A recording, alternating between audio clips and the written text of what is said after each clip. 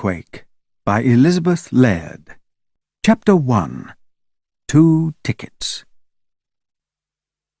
Gabriel had a kind face and intelligent brown eyes.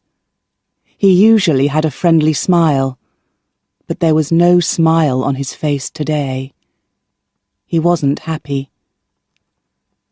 "I'd like to be as rich as Marco," he thought, "but I'm only good old Gabriel.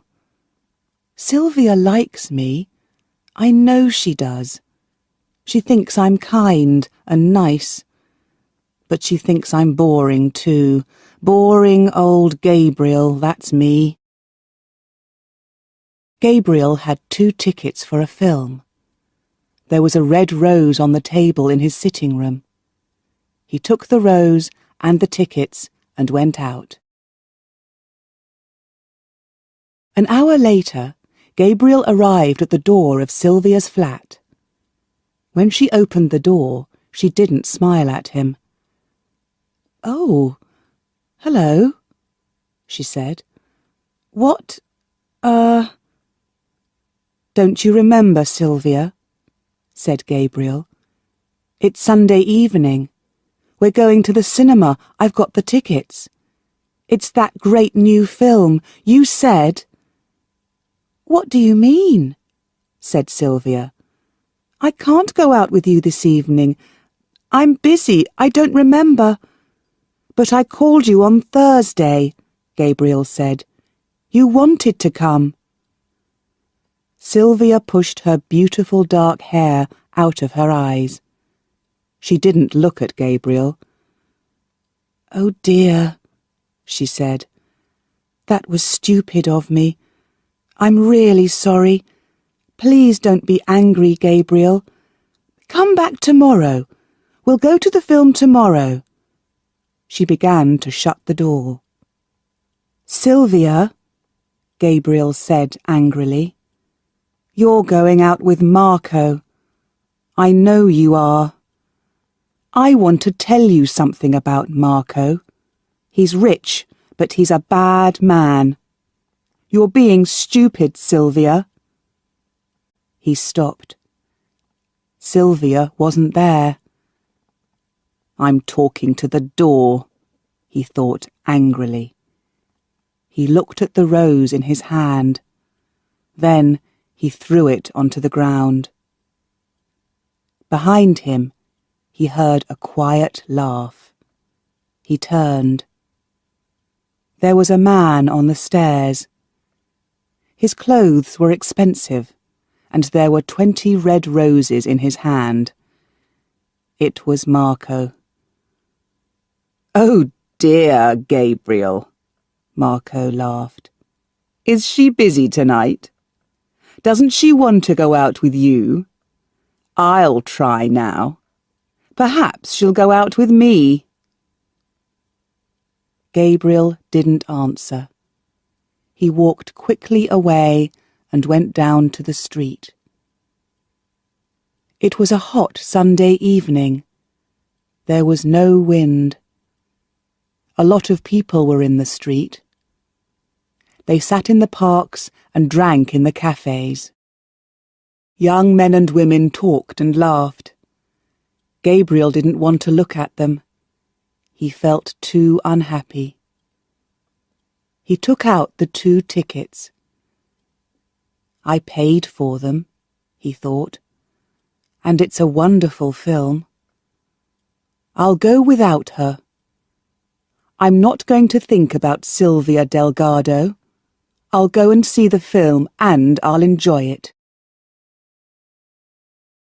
The Plaza Cinema was a big, old building in the centre of town. The doors weren't open, so there were a lot of people outside. Gabriel waited with them. When the doors opened, people went quickly inside to the ticket office. But Gabriel had his ticket, so he waited outside. It was 8:27 p.m. and at that minute, the earthquake happened. Chapter 2. A table for two. Marco stood at the door of Sylvia's flat and watched Gabriel leaving. He looked carefully at his clothes and his shoes. Why didn't Sylvia open the door? She was in there. Then, suddenly, it opened. "Sylvia, dear," Marco said, "you look wonderful." He stopped. Sylvia didn't look wonderful. Her face was red, and she looked unhappy. Gabriel said something to her, Marco thought. What was it? That young man doesn't like me, and I don't like him. He followed Sylvia into the sitting room. "I'm nearly ready," she said. "Have a drink. I'll come in a minute." Marco knew the Delgados' sitting room well. He went to the table and got a drink. Then he sat down in an expensive armchair. He liked the flat. There were beautiful pictures on the walls, and everything in the room looked very expensive. Sylvia lived with her mother. Her father was dead. Before he died, Mr. Delgado had a good job. He had cars and friends and a lot of money. But the Delgados weren't a rich family now, and Sylvia's mother was ill. The doctor often came and visited her. Sometimes Mrs. Delgado had to go to hospital. She had to have good food and expensive medicines. The Delgados didn't have much money now. Marco didn't know about the Delgados' money. He saw their pictures, their jewellery, and other expensive things, and he liked them all. "Sylvia," Mrs. Delgado called weakly from her bedroom. "Are you there, dear? What are you doing? Is somebody with you? Who is it?" Marco heard Sylvia's answer. "It's all right, Mother," she said. "It's only Gabriel. We're going to see a film." "Ah," thought Marco. "So Mrs. Delgado doesn't like me. Mrs. Delgado likes dear Gabriel." He went back to the table and had another drink. "Perhaps you don't like me, Mrs. Delgado," Marco thought. "But your daughter does. Oh, yes. She likes me very much." He smiled. 10 minutes later, Sylvia came into the room again. Her dark hair was beautiful. Her big brown eyes were excited. Her dress was very pretty. She smiled happily. "Hello, Marco," she said. "I'm ready now." He put down his glass and stood up. "We're going to have a wonderful, wonderful evening," he said.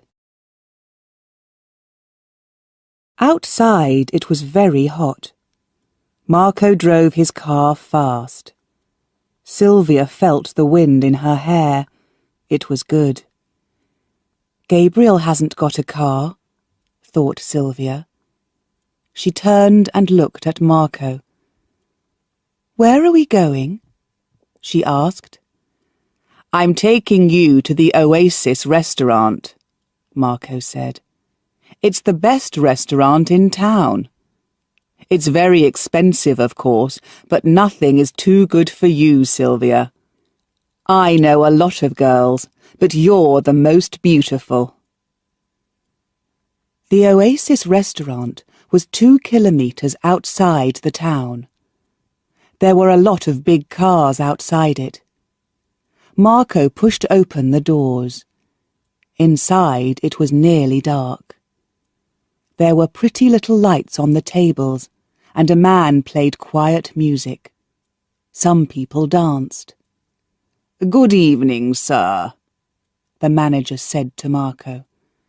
"I called this afternoon," said Marco. "I want a table for 2. "Of course. Please follow me," the manager said. Marco and Sylvia followed him to the back of the restaurant. Their table was near the door to the kitchen. Waiters went in and out with food and drink. Marco looked at the manager angrily. "I don't want this table," he said. "We're going to dance later. We want to be near the dancing. I have to have a better table." "I'm sorry, sir," said the manager. "I can't do that. We're busy this evening. Come early next time, then I can put you near the dancing." He began to walk away. "Wait a minute," said Marco. "I'm not happy with this. You've got to—" "I'm very sorry," said the manager again. "I can't give you a better table now. Later, perhaps." "But—" said Marco. People began to turn round and look at Marco. Sylvia looked at the floor. Marco always did this.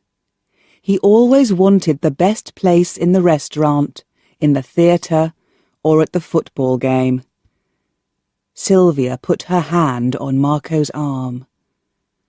"This table's okay," she said. "I don't want to change. Why—" "Be quiet, my dear," said Marco. "Leave this to me." He turned back to the manager. "Now," he said, "you listen to me." "Everybody's watching us now," thought Sylvia. She caught his arm again. "I'll see you in a minute," she said. "I'm going to the washroom." She walked between the tables to a door at the other end of the restaurant. She saw young men and women dancing. Older people laughed and talked. They all looked happy. The washroom was outside the restaurant in a small garden. Sylvia opened the door and walked into the garden. It was 8:27 p.m. and at that minute the earthquake happened. Chapter 3. Sylvia's Story. The ground moved under Sylvia's feet. "Help! What is it? What's happening?" she thought. There was a terrible noise, and she looked up into the sky.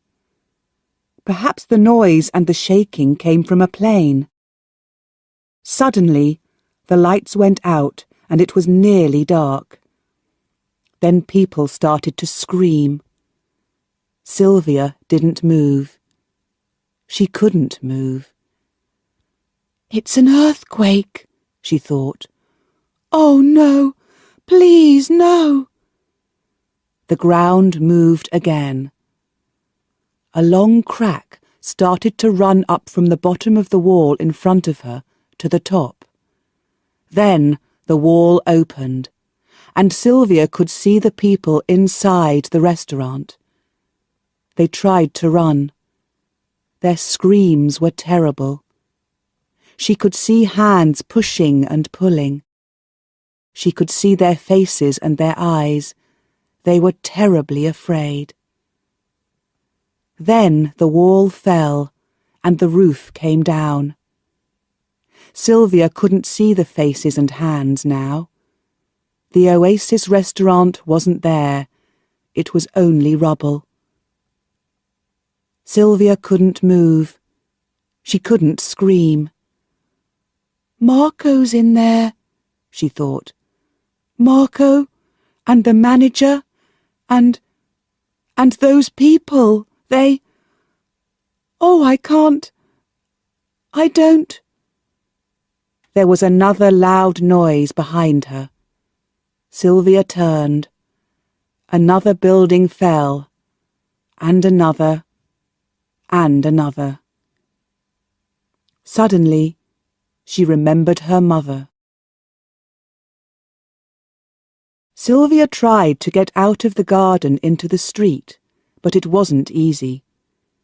She had to climb over a broken wall. She couldn't climb in her evening shoes. She took them off and carried them in her hand. She got up to the top of the wall and fell down into the street.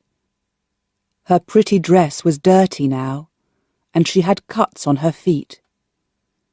There were people everywhere. They ran up and down the street and screamed. Some people tried to pull the rubble away from a building.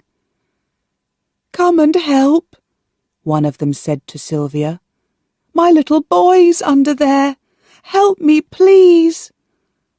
"I'm sorry," said Sylvia. "I have to find my mother." There were cars everywhere too. Everybody wanted to get away from the buildings and out into the country. "Stop! Take me with you! Take me home!" she screamed at them. But they didn't hear her. They didn't stop. "I'll have to walk," she thought. "It's a long way, but I can do it. I have to go home and help my mother. I have to." Sylvia began to run. It wasn't easy. There was rubble across the road. A roof fell to the ground behind her. A wall suddenly fell in front of her. She climbed over it and started to run again. It wasn't dark now. The sky was red and black with fires and thick black smoke. Sylvia had only one idea in her head. There was nobody with her mother. She was ill in her bed. She couldn't move easily. Perhaps she was hurt. Perhaps she was... "No," thought Sylvia. "She's not dead. Oh, please, no, please. She's all right. I know she is. Mother, Mother." She was in the centre of town now. She looked round the square. There were some houses, and the big church clock showed the right time. But the hotel next to it was only a ruin. The plaza was in the same square. For the first time, Sylvia stopped and watched. Firemen and policemen carried people out of the cinema. "What happened?" she asked a girl. "The roof fell," the girl said. "Hundreds of people are dead." Perhaps Gabriel didn't go, thought Sylvia. Or perhaps he came too late, or... She didn't want to think about Gabriel now. The idea was too terrible. The Delgados' building was near the town centre, at the end of a street. Sylvia began to run again. She could see a big fire. She could hear people screaming. The building next to the Delgados' home was a ruin. Men and women pulled at the rubble. Sylvia knew them. They were her neighbours. They wanted to find their families and friends. But the Delgados' building was there. There was a big crack in the front wall, and some windows were broken, but the building looked safe. "Hey, don't go in there," a man called to Sylvia. "It's too dangerous." But Sylvia didn't stop. She pushed open the door and went in. Inside it was dark. She tried the lights, but they didn't work. Quickly, she ran up the stairs to the flat. The front door was open. "Mother," she called. "Are you all right? It's me. Mother, where are you?" She went to her mother's bedroom. The door was open, but there was nobody in the bed. Mrs. Delgado wasn't there. Chapter 4. Neighbours. Sylvia sat down on her mother's bed and cried. "Where is she?" she thought. "Who's with her? What can I do?" She stood up. Her feet hurt, so she went to her bedroom for some better shoes. She started to take off her dress, but then she heard another loud noise. Another building fell. "I can't stay here inside the building," she thought. "It's too dangerous." She went quickly out of the flat and down into the street. Then she stopped. "Where can I go? What can I do?" she thought. First, she had to find her mother. After that... But no, she didn't want to think about Marco. He was in the ruins of the Oasis restaurant. And she couldn't think about Gabriel. Perhaps he was in the ruins of the Plaza Cinema. Suddenly, she saw a neighbour.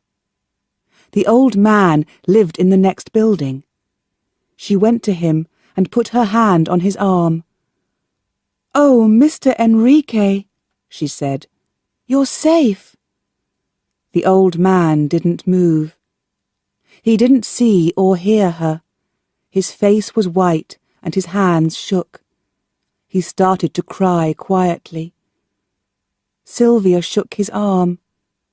"Mr. Enrique," she said, "it's me, Sylvia Delgado. Where's my mother? She's not in our flat. You know she can't walk. Did somebody take her? Who? Where did they go?" The old man turned and looked at her. "Sylvia? Mrs. Delgado? I don't know," he said. "I can't remember. There was something. Yes, I think. Perhaps it was Mr. Garcia. Yes, Mr. Garcia, the man from the second floor in your building. He carried her down and put her in his car. Yes, that's it. It was Mr. Garcia." "But where are they?" said Sylvia. "Where did they go?" "He said something," said the old man. "I don't remember. He said, 'Tell Sylvia.'" "Tell me what? Please remember, Mr. Enrique, please." "He said, something about a park," said Mr. Enrique. "Yes, that was it. It's safe in the park," he said. "He wanted to go away from the buildings, past the river, to Liberty Park." Sylvia looked at Mr. Enrique's sad old face and put her arm round him. "Thank you. Oh, thank you," she said. "I'll come back later. I'll help you then." "Help me? You can't help me," said Mr. Enrique. "I haven't got anything now. My wife, my home." Liberty Park was outside the town, past the football ground. Sylvia started to walk. Then she stopped. Her mother was old and ill. She had to take her medicines. And they were on the table next to her mother's bed. It was dangerous, but Sylvia didn't think about it. She ran back into the flat. She found a big bag and put into it some warm clothes and her mother's medicine bottles. Then she ran outside again and shut the door behind her. It was a long way to Liberty Park. Sylvia started walking. Chapter 5. Gabriel's Story. At the time of the earthquake, Gabriel was outside the plaza. A lot of people wanted to buy their tickets, and they went inside. But he had his ticket. He was safe because he waited outside. Gabriel heard the first sounds of the earthquake. But he didn't see the buildings when they fell. He didn't hear the screams. Some rubble hit him on the head and he fell to the ground. After a long time, he heard somebody. It was a woman. "Look at this young man," the woman said. "Is he dead?" "No," said another woman, "but he's hurt." I'm all right," said Gabriel. He tried to sit up. The women moved away. Gabriel's arm hurt terribly. He couldn't move it. It was broken. He sat in the street. Then he stood up slowly and looked round. It was nearly dark. Only the cars gave some light. "My family," he thought. "Mum, Dad." But they were a long way away in another town. He couldn't do anything for them. Then he thought of Sylvia. She was with Marco. He couldn't help her. But there was nobody with Mrs. Delgado, and she was ill. "I'll go back to the Delgado's flat," thought Gabriel. "I can help Mrs. Delgado, and perhaps I'll hear news of Sylvia." Slowly he started to walk. He felt terribly weak. His right arm hurt very badly, and his head too. Sometimes he nearly fell. Hundreds of people were in the street. A woman ran into Gabriel. By accident, she hit his arm. It hurt terribly. He sat down in the road. Everything went black. When Gabriel opened his eyes again, he felt very ill. He tried to sit up and look round. He wasn't in the street now. He was on the ground with a lot of other people. Doctors and nurses moved quietly round them. He tried to feel his head with his hand. Then he remembered his arm. A nurse came to him. "Where am I? What happened?" he said. "You're in the garden of the hospital," she said. "Your arm's broken, I'm afraid, and you've got a bad cut on your head too. We can't do more for you now. Thousands of people are waiting for help, and we haven't got medicines for all of them. It's not safe inside the hospital, but don't worry. You'll be all right here. Stay here quietly and sleep." She went away. Gabriel watched her. Then he remembered Sylvia. He had to go and find her. He had to help Mrs. Delgado. Slowly he stood up. He was weak, but he could walk. The doctors and nurses didn't see him. They were too busy.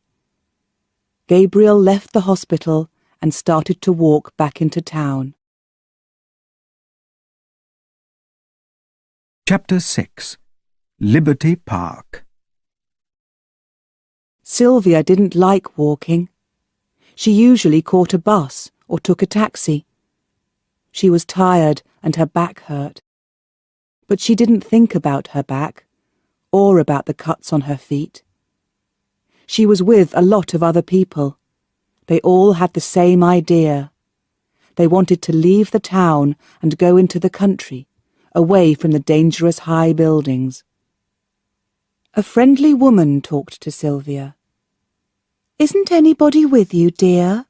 she said. "Where's your family?" "There's only my mother," said Sylvia. "I think she's at Liberty Park. I'm going to look for her." "Don't worry. You'll find her," the woman said kindly. Sylvia felt better. "Did you see the Grand Hotel?"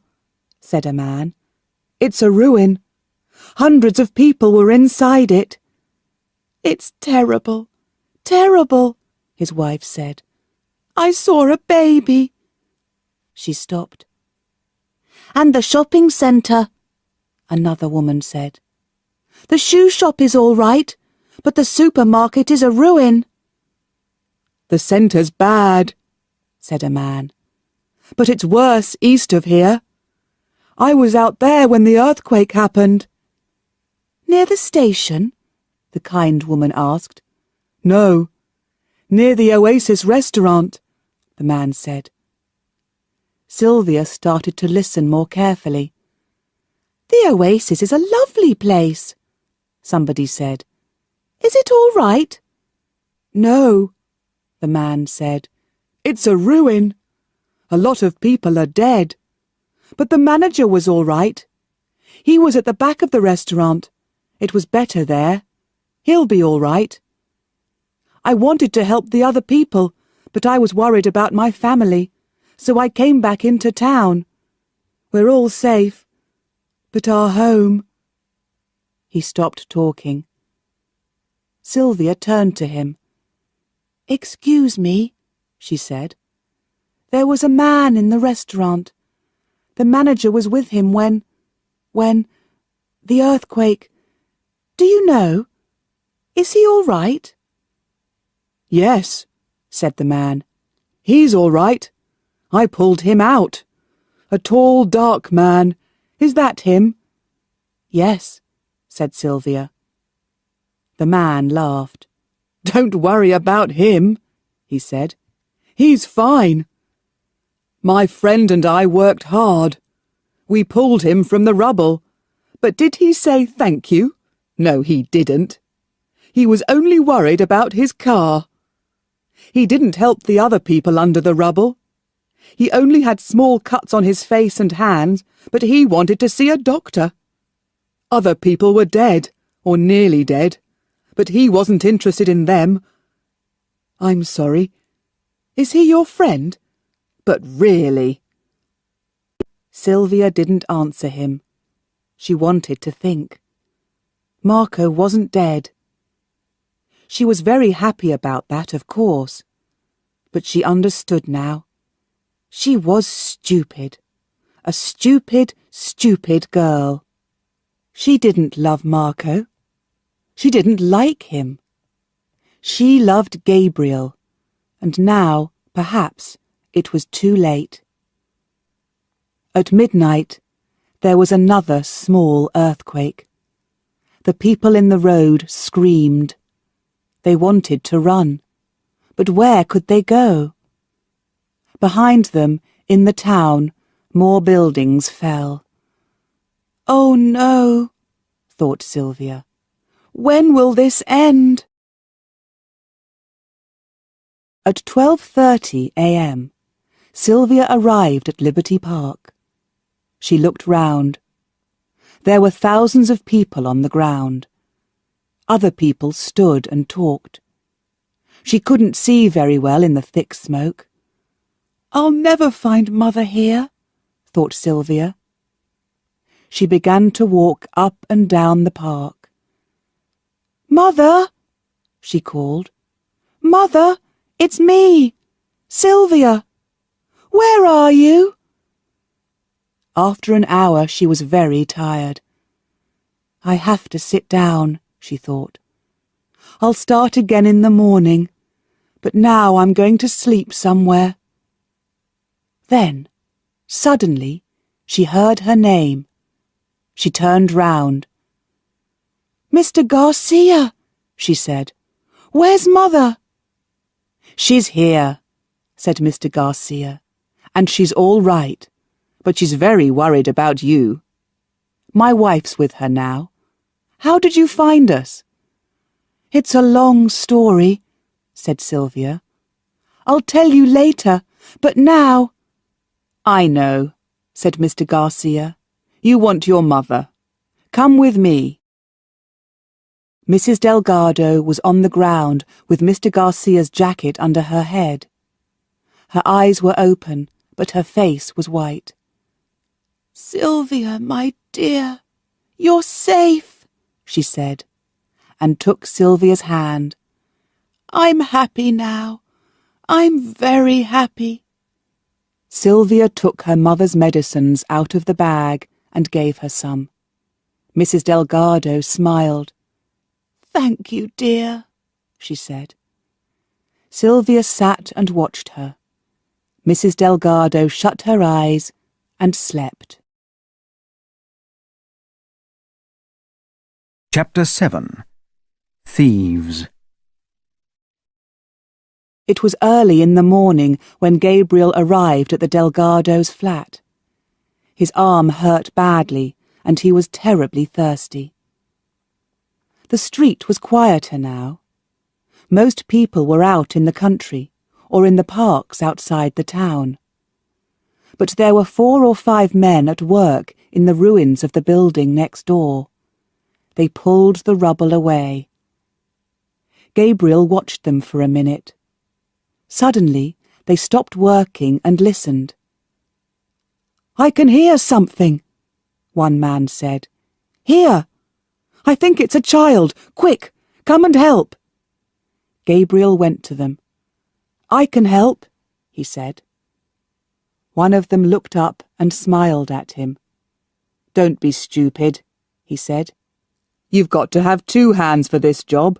Go and sit down." Slowly, Gabriel went up the stairs to the Delgados' flat. The building was dangerous, but he didn't think about that. He could hear the cries of the child. He felt terrible. Then he felt something on the floor under his foot. He looked down. It was his red rose. It was there, in the same place, by the front door. A rose from another world, another life. The door of the flat was open. Gabriel called, "Mrs. Delgado? Sylvia, are you there?" There was no answer, but suddenly 2 men ran out of the sitting room. The first man went down the stairs before Gabriel could stop him. Then the other man ran past. Gabriel put out his foot and the man fell over it. A box fell to the ground. The man didn't stop. He jumped up and ran away. Gabriel opened the box. There was jewellery inside it. "Mrs. Delgado's jewellery," he thought. "So, the thieves are busy now." He took the jewellery box into the flat. He looked round. The pictures were on the walls. Sylvia's camera was on the table. Good, he thought. The thieves didn't have much time. They only took the jewellery and I've got it now. Then, near one of the armchairs, he saw Sylvia's dirty evening shoes. He thought for a minute. For the first time for hours, he smiled. She wore those shoes last night, he thought. So she came back here after the earthquake. She isn't dead. She came home and took her mother to a safe place. Oh, Sylvia, Sylvia, you're all right. Gabriel forgot his broken arm and the cut on his head. He was suddenly happy. I'll look for them, he thought. They're out in the country. I know they are. I'll find them. He stopped. That's stupid, he thought. I'll never find them. And I can't leave. There'll be other thieves later. I'll stay here and look after the flat. He went into the kitchen. There was no water, of course, but there was some milk. Gabriel had a long, long drink, and then felt better. His head and his arm hurt, but his legs felt stronger. And now he could think. It's not safe inside, he thought. I'll stay in the street. Perhaps I can help the other men and watch the building too. He went out of the flat and shut the door behind him. That day, and the next day, Gabriel worked with the other men. He couldn't move the rubble, or pull people out of the ruins, but he could do other jobs. The workers had to have food and drink. Gabriel found water and carried it to them. Then he looked for food. There was a shop at the end of the street. The windows and doors were broken. There was nobody there. "The manager's dead," a man told him. Gabriel climbed through the broken door into the shop. He took some food and carried it back to the workers. The child from the ruins of the next building was safe now. She was in a car on her way to hospital. But the workers didn't stop working. Other people were under the rubble. Gabriel could hear their screams. He saw a small boy in the street, 2 or 3 years old. The child cried for his mother. "She's at the hospital," one of the workers said. "We pulled her out. We didn't know about the child." Gabriel sat down next to the little boy and talked to him. He gave him some food and a drink of water. Slowly, the child stopped crying. Gabriel played with him for hours. Then his father came and took him away. On the morning of the 3rd day, firemen arrived. For the first time, Gabriel stopped working. He couldn't do anything now. He sat down in front of the Delgado's door and fell asleep. Chapter 8. Home. On the 3rd day after the earthquake, good news came to Liberty Park. Mr. Garcia had a radio in his car. "Sylvia, come and listen," he called to her. "There will not be another earthquake," the newsreader said. "People can go back to their homes. Dangerous buildings have a white cross on the door. Do not go inside those buildings. Other buildings are safe. I will say that again." Mr. Garcia and Sylvia listened again. Then Mr. Garcia turned the radio off. "Do you think it's really safe?" Sylvia asked. "Do you think we can go home?" Mr. Garcia shook his head. "I don't know," he said. "But I know one thing. Your mother can't stay here. We'll take her home to her bed. You can look after her there." Everywhere in Liberty Park, people asked questions. Many people were worried. Was the newsreader right? They were afraid of another earthquake. They wanted to stay in the country for another day or 2. But other people wanted to go home. They started to move into the streets. Sylvia sat down next to her mother. "We're going home, Mother," she said. Mr. Garcia carried Mrs. Delgado carefully to his car. She was as light as a child. Sylvia opened the back door of the car, and Mr. Garcia put Mrs. Delgado inside. The journey into town took a long time. There was rubble everywhere, and in some places there were trees across the road. Mr. and Mrs. Garcia sat in the front of the car and talked. They were worried about their flat, their friends, and their neighbours. Sylvia sat in the back with her mother and looked out of the window. But she didn't see the ruins, or the rubble, or the firemen. She didn't hear the Garcias. "Will I see Gabriel again?" she thought. The car turned into the Delgado street and stopped outside their building. "Look! Look! It isn't there!" said Mrs. Garcia. "What isn't there?" asked Sylvia. "The white cross. There's no white cross on our building. It's safe. We can go home." Mrs. Garcia jumped out of the car and ran up the stairs to her flat. Mr. Garcia smiled at Sylvia. "You go up first and open the door," he said. My wife will come back in a minute. Then we'll carry your mother up the stairs." Sylvia went into the building and up the stairs. Then she stopped. There was a man asleep in front of her door. He looked thin and ill. His face and clothes were dirty, and his arm, his head— "Gabriel," she said. Gabriel woke up and jumped to his feet. He didn't see Sylvia in the dark. He only saw another thief. "You can't come in here," he said. "This is the Delgados' home. No thieves here." "Gabriel," said Sylvia again. Gabriel stopped talking. His head was hot. His legs felt weak. He didn't want to fall now. Not now. "Is it you?" he said. "Is it really you?" He had something in his hand.